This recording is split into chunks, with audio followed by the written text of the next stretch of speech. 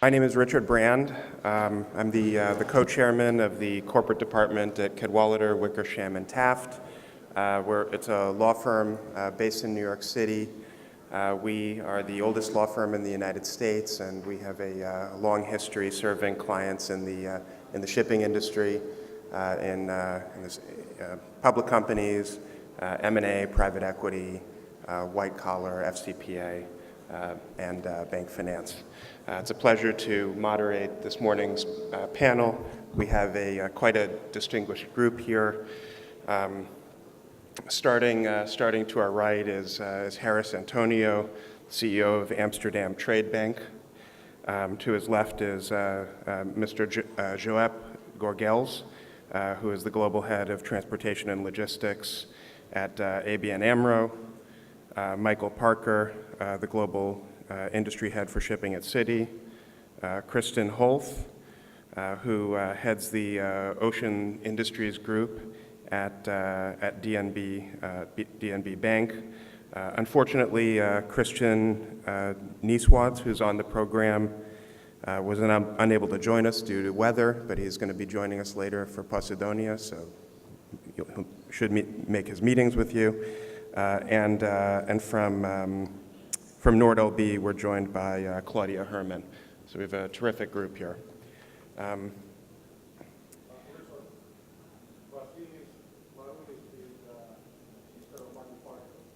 Okay, Vassilis. Okay, Vassilis. Apologies. He's here in spirit, but I'm here in his place here.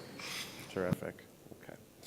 Well, let me start. I'll direct a question to Harris.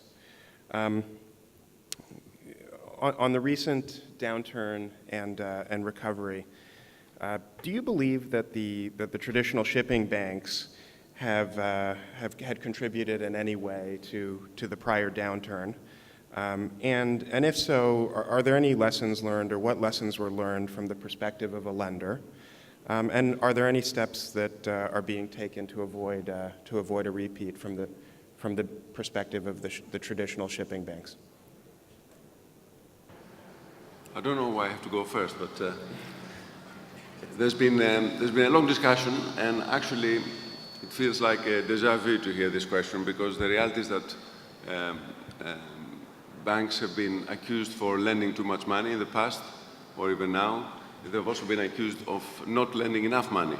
So it is a bit of a dilemma that banks face every time when they have to deal with these circumstances. Do we lend or do we not lend? And if I ask the audience here, should we lend or not, I suppose the answer would be yes, you should go ahead with it. We've seen cycles. I think this is what an economic cycle really is. And you have a number of participants in the economic activity behaving the same way. It doesn't only happen in shipping, it happens in every industry. And you have cycles of overcapacity that, in fact, if you think about it, also create the opportunity for the early entrance in the cycle. So the fact that banks perhaps lent a lot of money at what used to be the peak of the cycle is also what contributed to a lot of fortunes being created, I suppose, on behalf of the ship owners. On the other hand, the reality is that they've also been hurt. And I think the secret to avoiding that, if there is such a thing, is not to put all your eggs in one basket and be very close to the market and try to restrain yourself from, in fact, going overboard when the things are going well. And one way of doing this is actually not to depend on one set of economic activity for your bank or for your institution that allows you actually to have the luxury of stopping when you have to. And I think in our past lives, in various disguises, we've learned from the mistakes that a lot of us made. And I hope that this is not going to be repeated, but human behavior never changes. I'm sure we're going to have cycles again, and I'm sure that money will come back into the market. But it's going to take a while this time, and the reason for that is probably regulation, but I think we're going to cover that later in the discussion.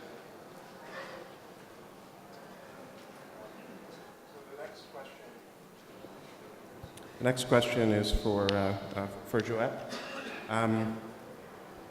on the current state of bank lending, I've heard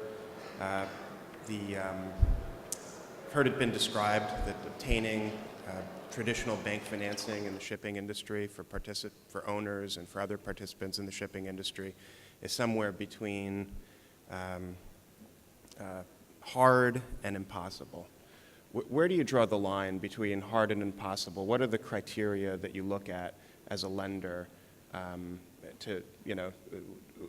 in making loans, in providing refinancing in a challenging market? I guess this goes to the question of what were the lessons learned from the last cycle, and how do you apply them in your lending criteria? Well, I think coming back to the earlier question, I would like to echo Harry's comments. I think banks are not ordering ships, but in the end, owners are ordering ships, and we tend to lose the balance that needs to be there between demand and supply. I think in the end, not enough equity came into many of the projects, and too much leverage was provided.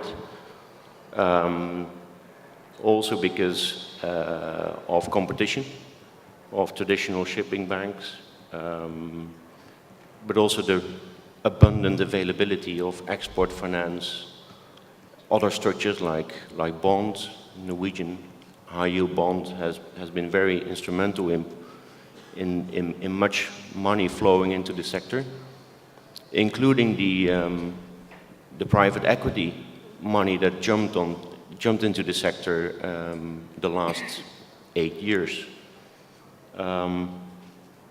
I think now it's time for the traditional banks to de-risk, and that's also given in by regulators, by Basel IV coming up, IFRS 9, which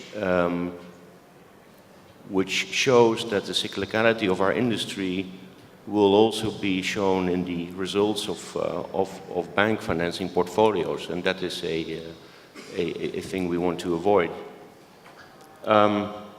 If we look 5 years ahead, we have already been de-risking, and we do projects way different than before. We're looking at more event-driven transactions that really add value to our clients and to our prospects. Not only balance sheet, but also advisory and private placements, for instance. And then we still look at the same things as always. We look at the quality of the borrower, the track record, the quality of the assets, the contract, the employment. One thing to add there is we more and more look at the sustainability. And our bank is in particular very interested in the energy transition, and to help clients retrofitting their ships or ordering more sustainable and less greenhouse emissions projects. So I'll leave it at that. Well, thanks. So we're hearing quality of assets. We're hearing, how much equity is in the company. This is for Kristin. Are there other factors? Is there, quality of management, public versus private, second-hand versus new build? Does it, or is it really just, is it the asset and the balance sheet? I think I will answer the question from a different angle, and to say that the question we raise is, where do we as an institution add value to the client? How can we be an advisor in a way, not just for the lending, and how can we in this institution put the right money on the table in the right situation? So it's first of all the company, management, owner. That's where you make your first choice. Are they industrial? What is their business? What is their strategy? What is their financial strategy? And where can we make sense to be a partner with them? Then you look into the assets. So I start in a different on a different way than just going into the assets. On fleet size, and this, I guess, I'll direct this question to Vassilis. On fleet size, what can banks do to help prevent fleet overexpansion in the next cycle? Is there a bias in lending against lending towards new builds? Well, I think clearly it is everyone together has created last time around the overexpansion on the fleet side. So owners that were extremely keen to order and banks that were provided extremely cheap and in very large amounts capital, which was used in that way. So I think it will be a joint effort in trying to avoid that. At the same point in time, there is the element of fleet renewal and everything else. So I think Citi is definitely one of the institutions that we have always been very vocal in terms of that ultimately ordering should be done in a way that is designed to fit, of course, the fleet of the corresponding owner, but at the same point in time, over-ordering completely on without any charters or without any sort of just on the back of a potential expectation of the market being better by the time the vessel gets delivered is definitely not something that we condone, nor do we want to support. Thank you. There was mention in one of your responses about alternative sources of traditional bank finance for shipping companies. There's been significant upheaval just generally in the traditional shipping bank space. A number of banks have pulled out of the industry altogether, and a number of the shipping banks have reduced their portfolios and exposure to the industry. Into that void, some new entrants have entered. You've had some private equity investors on the equity side. You've had private investors investing in lending, particularly in distressed situations. But you also have you have lessors. You have new banks from regions like Cyprus and the Far East entering the shipping space. And I guess the question is, which of those players do you think have most effectively filled the void created by the departure of some of those traditional shipping banks? And do you think that the entry of those new participants will be permanent? Do you think that they'll be focused on specialized situations, such as distressed? Or do you think that they can be a competition to the traditional banks as lenders of first resort?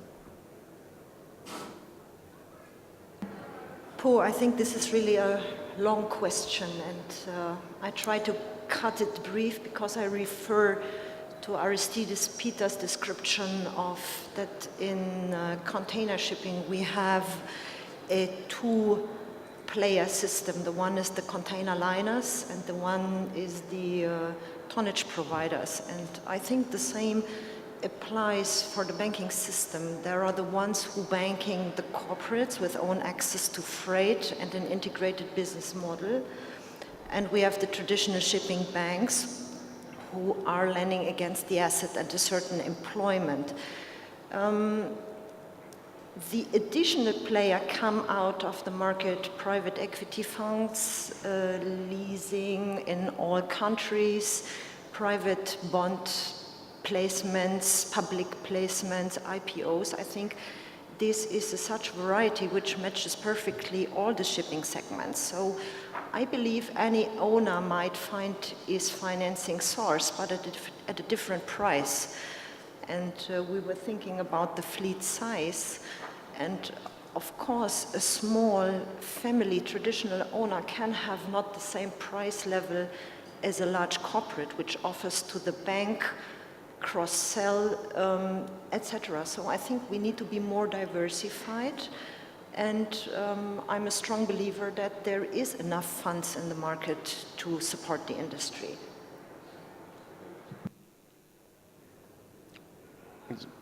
Okay.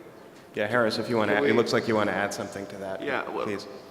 I think it's an interesting question, and I've been struggling with it as well for some time, because I don't know, obviously there's a vacuum, as we all know, in the industry. There's about 100 billion that came out of the total stock of lending to the sector. The banks are less willing to lend generally for a number of reasons. Is the alternative finance going to fill the gap? We've seen some of the Asian houses, leasing houses, Chinese banks filling some of the gap. A lot of it is related to new buildings. But the gap that is there for the second-hand sell and purchase market is not going to be filled easily. And I just don't believe that the alternative finance is the solution simply because it's far too expensive. And I think the model of charging more than 10% of interest rates for lending against an asset just simply cannot be justified by the fact that the industry, the shipping industry, over the cycle has been producing returns of around 7%, as we all know. So it is actually very difficult. You need to get the cycle absolutely right in order to be able to pay, the very expensive cost of finance that these alternative funds provide. I'm not saying that it cannot happen, but I'm just saying that it's not a solution in the long run. And I firmly believe that still today, banking for the foreseeable future is still the way that the industry is going to be financed, simply because banks perform also a different role in the economy. They create liquidity, which is something that no other form of financing is able to do. Everything else is just recycling liquidity which is in the market. Banks create liquidity because of the leverage that they're able to put into the system. So I think it's still the method of finance that's going to be around, is going to proliferate, and what we all need to do is ask ourselves, how are we going to make sure that the banks that are there today are protected and are assisted in their crucial role that they play for the shipping industry. And I'm happy to contribute more to the discussion, but maybe it's better for me to Kristin? my colleagues the floor. Can I comment on that as well? Because I agree, banks are has been the most important source of funding for the industry. But I would say that what we have seen over the last years has been a more sophisticated industry when it comes to financing. And that is a strength for the industry, that it's more access to capital and diverse source of capital. And it seems like when some is down, the money is coming from somewhere else. And for good projects, there are always enough funding. Terms might not be what you want to see, but the access is there. So I think the leasing companies are one source which is filling part of the gaps. There are other investors coming in. So I would just say that this is a way of making the market more sophisticated. I think to add to that, the traditional banks have an important role in the flexibility of money, If you need a quick hunting line, you can come to the traditional banks. If you need an RCF for an IPO, you come to the banks. So the flexibility that is of a bank structure can be is sort of endless, it's big. And if you need money for a project, there will always be ways to get it. At the moment, the leasing houses in China and Japan are coming up with large quantities of money into the industry. So I don't see that as a threat. I just see that as another possibility to get liquidity. and I would use it if I had the right project. The other thing is the low interest rate environment is having pension funds and insurance companies now coming into the market. So the private placements is a topic that we'll see in the next few years, and it's happening already.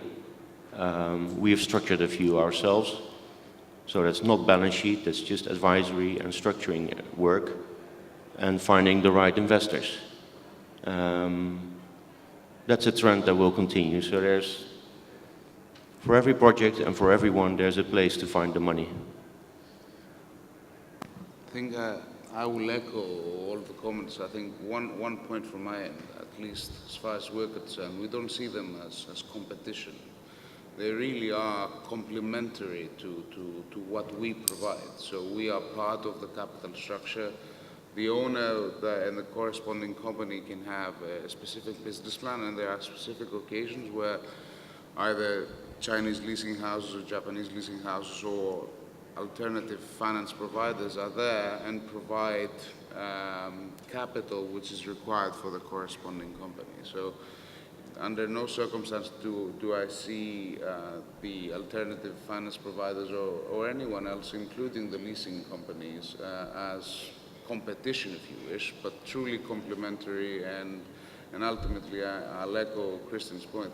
The most important element for a company, for an owner, is to have continuous access to capital. Now, whether that is through whichever way, whether it's through bonds, through equity, through the traditional shipping banks, European and non-European, and of course the leasing companies. That's the most important element in terms of keeping the business going and being able to withstand anything that the market throws at the owner and the company. Maybe to add one comment. Of course. One of the biggest differences between all these sources is regulations. So the central banks and the local central banks, they make, of course, an increasing effect on traditional commercial banks in this market. And there are other pools of capital which are less regulated. So I think that is a big difference between us and others. Yes, when it comes to regulation, and it's good you bring it up, I mean, obviously we're going to be faced with a very different regulatory environment going forward. A lot of it is related to Basel IV, that increases the risk weight for a number of industries, including shipping finance. And that, of course, creates has an impact not just on the new business that is going to be created, but also on the existing requirements, equity requirements for banks that have large portfolios. We also have to deal with IFRS 9 and the way the new regulation is going to treat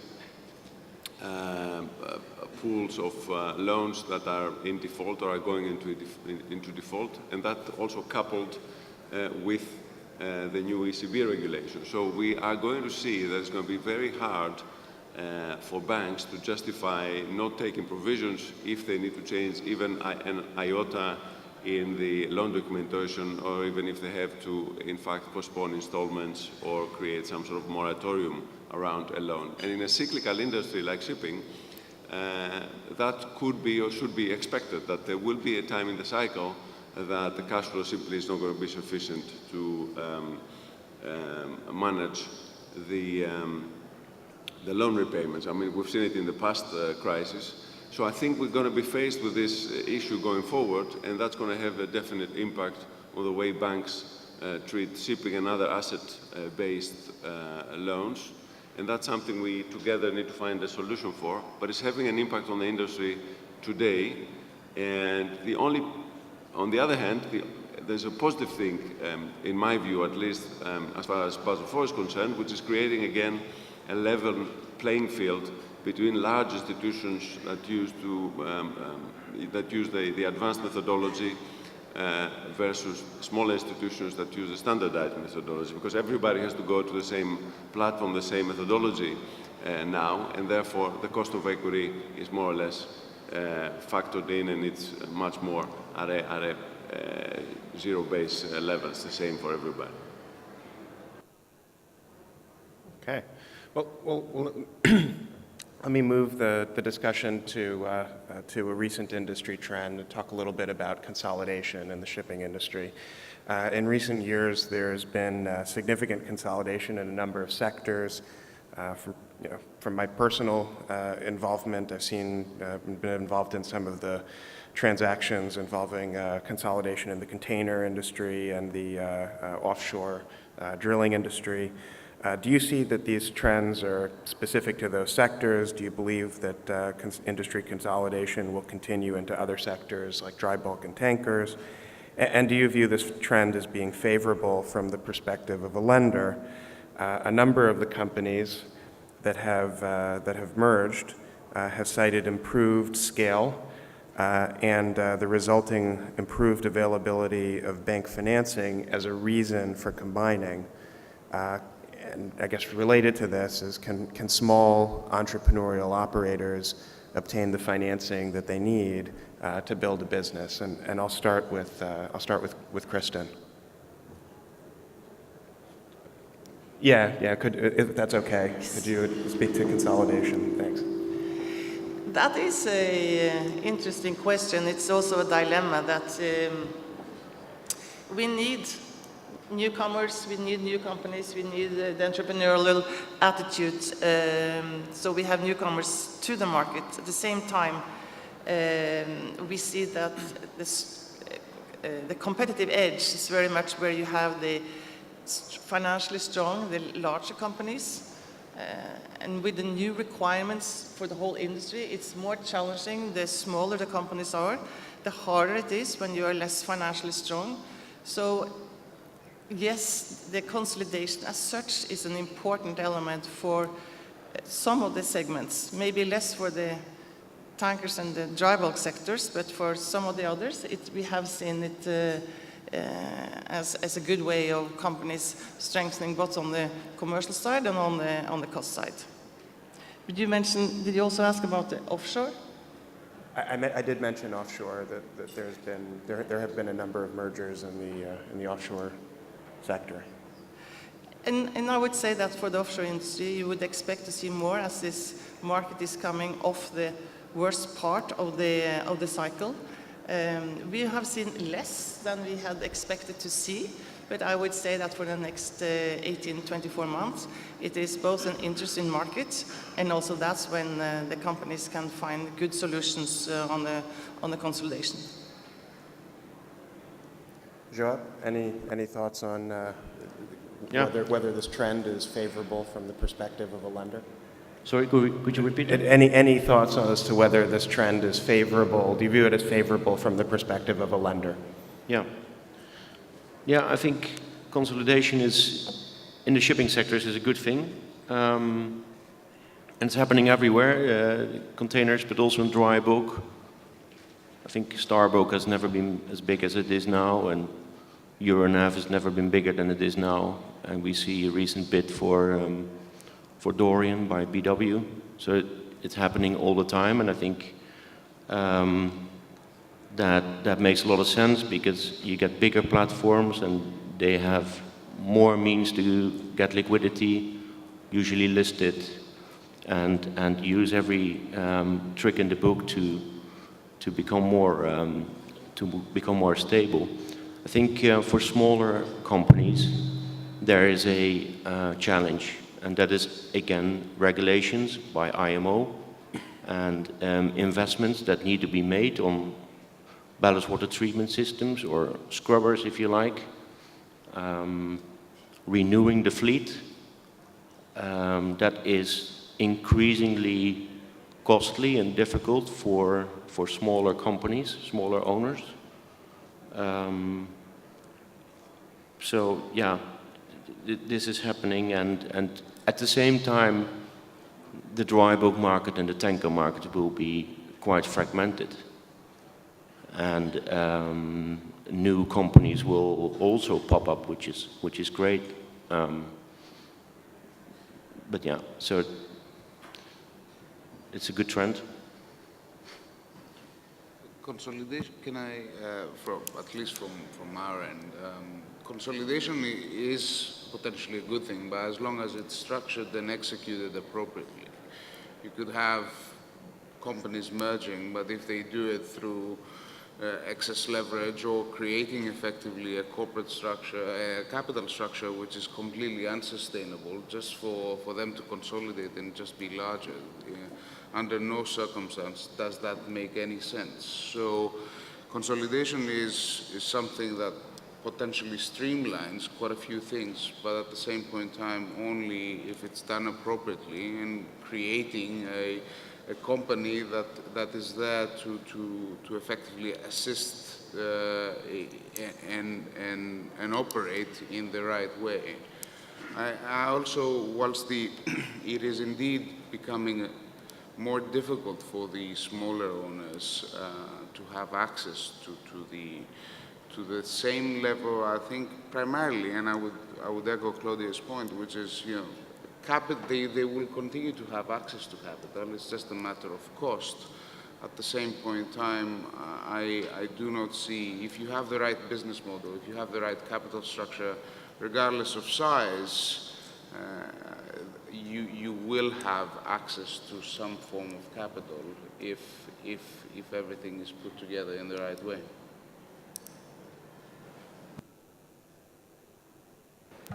Yeah, a brief comment from Nordheby's side.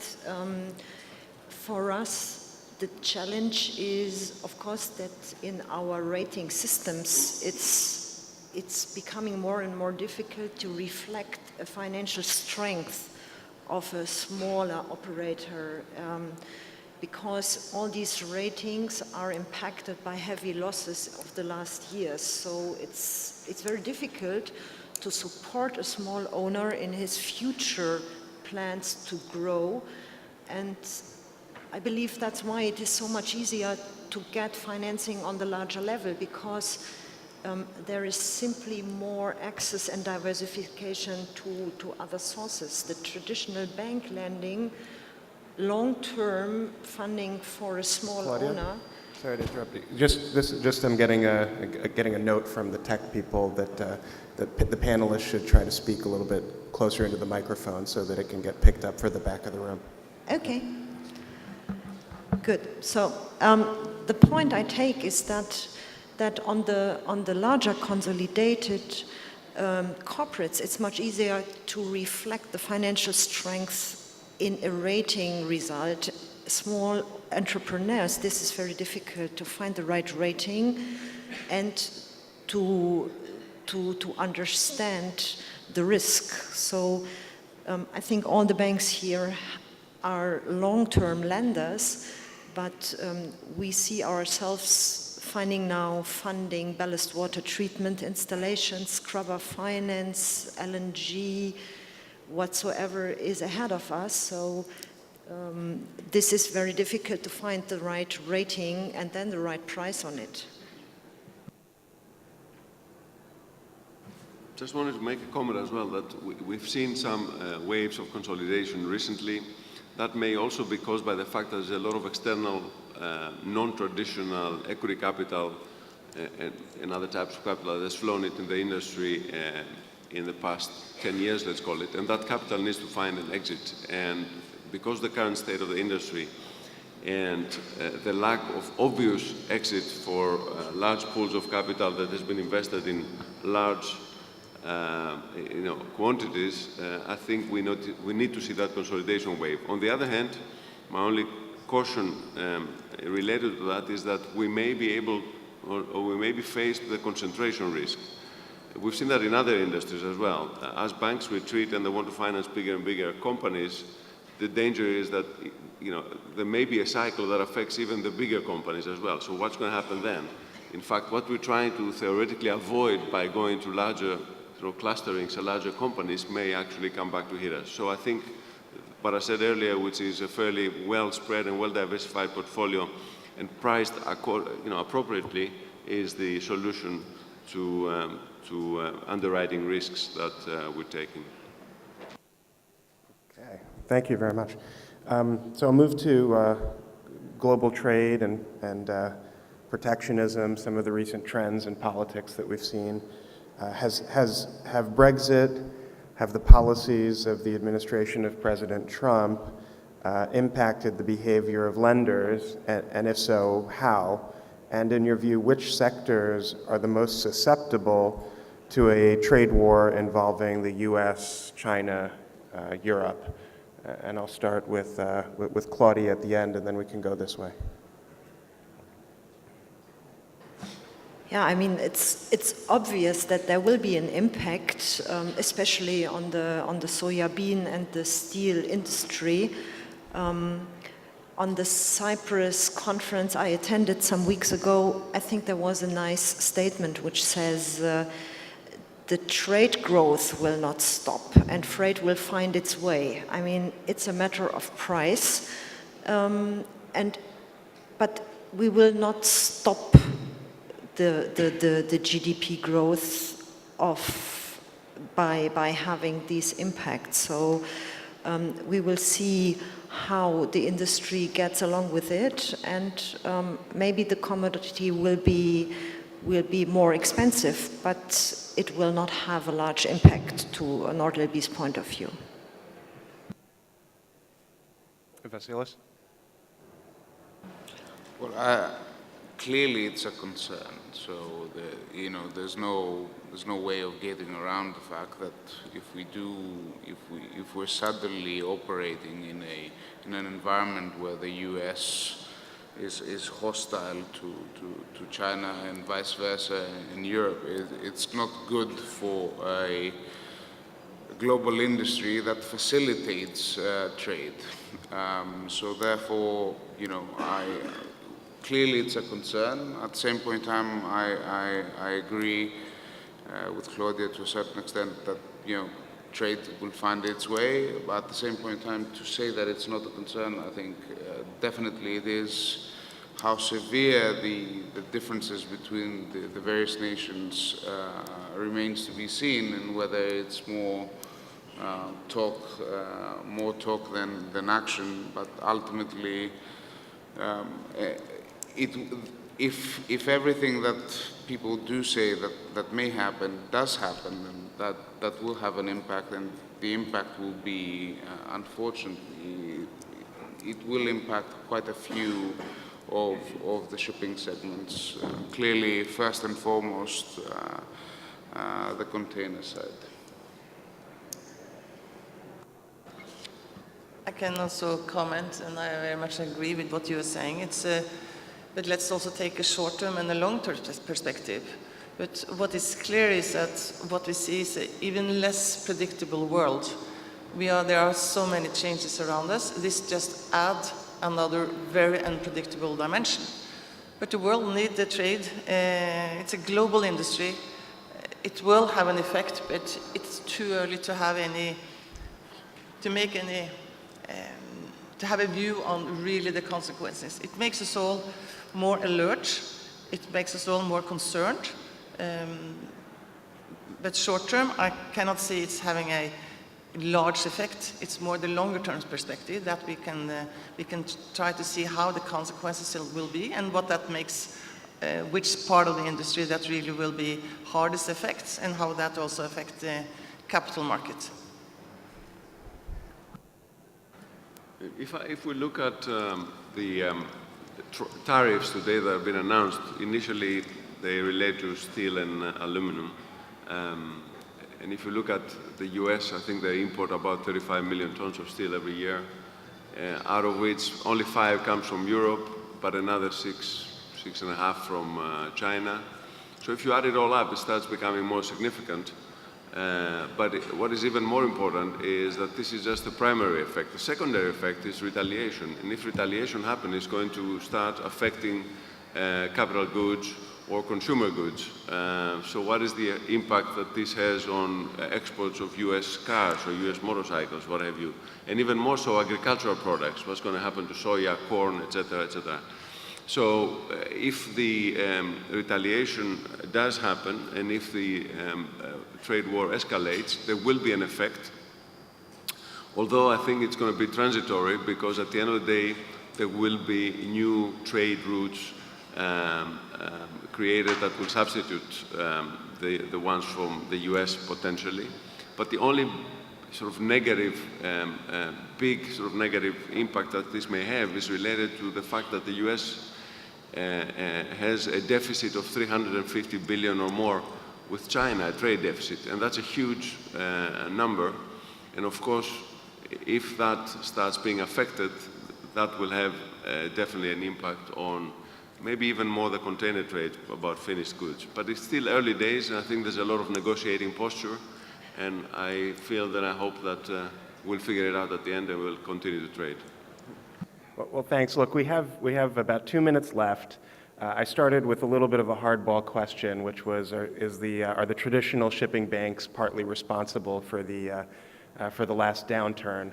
I promised you I would make up for that by finishing with a softball. So just on a personal note, and I'll ask you guys to respond, each and as quickly as you can, so we can do it in the remaining time. What do you enjoy about your jobs? Is it the shipping community? Is it the international nature of the work? How has your client base changed since you've entered banking? And what kind of advice do you give to younger bankers who are entering into the shipping industry? And then we'll end. Harris? Yeah. Well, this is the easiest question. This is just a fun industry. It's cyclical and therefore very interesting.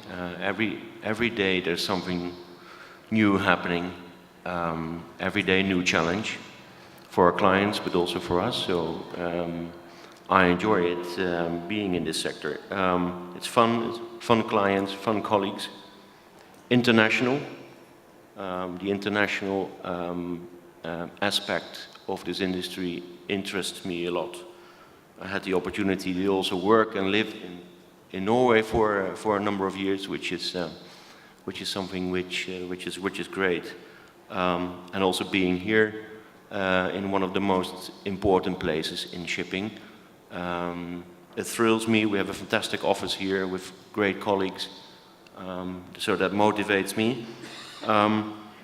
Helping clients through cycles, but also in their growth and their alternatives for capital is something that drives me. And we're changing our team a little bit to accommodate that more and more.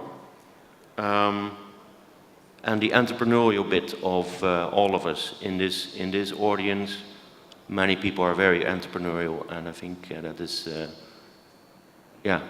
it's great. Thank you. I think we have time for one more response to that question, whoever wants to take it. I can join in, and I think it's a privilege to work in a global industry.